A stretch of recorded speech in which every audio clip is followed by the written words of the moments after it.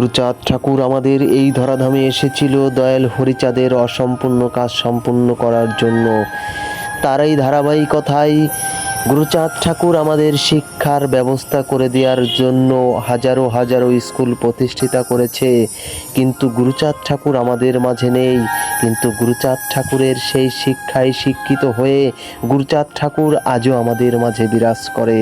তা না হলে এত সুন্দর একটা ভিডিও আজ শুভ বুধবার সকল হরিভক্তের কাছে একটাই অনুরোধ, যত সনাতনী আছে সকলের কাছে এই ভিডিওটি পোস্ট করে সকলকে দেখার সুযোগ করে দিন। আর কমেন্টে একবার জয় হরি বলে যান। জয় শান্তি হরি, জয় শান্তি হরি।